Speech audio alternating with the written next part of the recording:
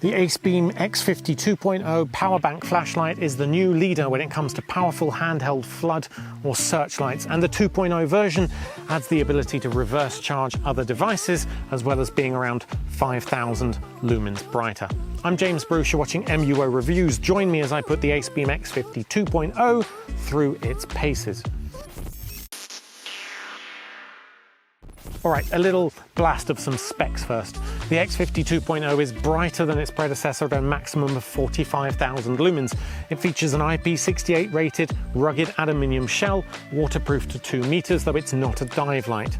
It has a comfortable and compact design, a safety switch to avoid accidental activation.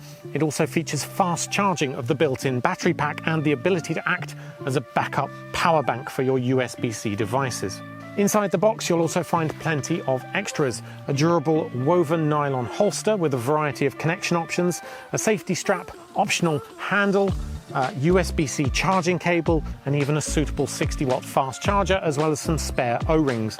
Now, one thing I wanted to highlight about this cool carry case or holster is the bottom of it is open. And this is really convenient because it means that you can leave the X50 in the case and still be able to undo the battery cap at the bottom and plug in the charger. Very cool. In terms of design and size, without the handle, it's roughly the same as a Coke can, but a little bit bigger than the X80 GT2, mostly from this larger head unit. So at 5.5 inches long, 3 inches diameter at the head and 2 inches diameter on the tube, it also weighs a fairly hefty 750 grams or 26 ounces.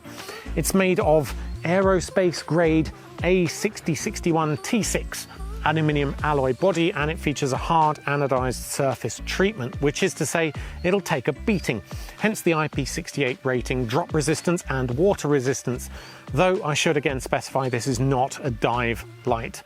It'll survive being dropped into the pool, but you certainly shouldn't take it deliberately with you into the ocean in order to illuminate whatever's underwater.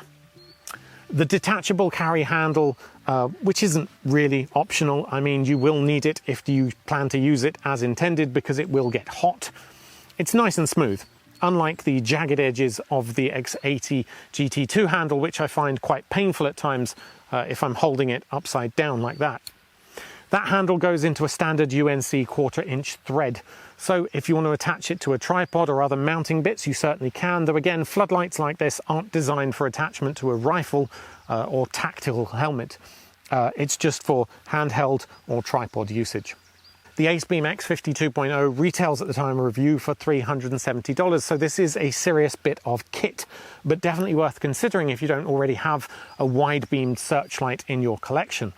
Okay, let's talk battery and charging. The X50 2.0 uses a custom battery, 4,250 milliamp hours at 10.8 volts, or roughly 45 watt hours, and internally that comes from 3 21700 cells. Now those can be fully charged from a suitable 60 watt USB-C PD 3.0 outlet in as little as 1 hour. Compared to most flashlights, which take 4 or 5 hours or more to fully charge, that's a huge benefit if you need to use it again quickly. Replacement battery units for this entire part here are available for $130, and it is compatible with the previous generation of the X50 battery pack, though the design is slightly different, so you won't get all of the benefits. But this does bode well for repairability. To access the charging port on this one, you simply twist off the end cap, and it's right there along with a charging indicator light. And what's really interesting about this port is that it's two-way. So it can also output power, and in an emergency you can charge your phone from this or any other USB-C devices. So the X50 2.0 uses no less than 8 Cree XP 70.2 LEDs, and this is the cool white 6500 Kelvin version, though you'll also find a 5000 Kelvin version for more natural lighting, which has slightly lower lumens output. In addition, there's also a high CRI light specifically for photography, but that version is a little bit different in terms of the other features as well. The X50 2.0 features a very shallow reflector with a light orange peel style coating, which gives you a 120-degree beam angle, just a wall of light that spreads out, diffuses, basically covers your entire vision. For that reason, despite the very high lumen output, it won't actually be crazy bright on any one particular spot. So you can get thrower style narrow beam flashlights at a higher, lighter intensity for a single point, but those will give you tunnel vision and block out everything else, while this will illuminate literally everything. So in terms of performance, the headline figure is turbo mode at 45,000 lumens at a distance of 871 meters, which is immense. However, that's only available for a maximum of 30 seconds, after which time it'll drop down to 5600 lumens for up to 66 minutes. However, you can reactivate turbo mode again shortly after. So you can only briefly flood an area with a massive light. Still, 5600 lumens for an hour is also pretty insane. But I think it's worth noting that AceBeam are not known for hiding the specs of their devices or lying about the lumens output. So you should get pretty much what they promise. However, I don't have expensive light meter measuring equipment to test that.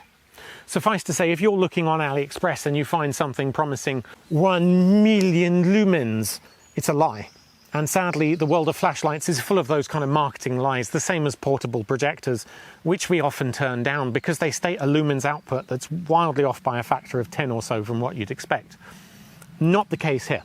And I appreciate the upfront honesty of AceBeam, and it's one of the reasons they are one of the world's most trusted flashlight manufacturers. In addition to that headline turbo 45,000 lumen mode, you also have 6 standard modes, from 400 lumens to 15,000 lumens. The highest of those, 15,000 lumens, is only available again for 2 minutes, after which time it drops down to 5600 for an hour again. It'll also drop down if at any point the temperature reaches 65 degrees C, though once it goes below that threshold, the higher modes are enabled again.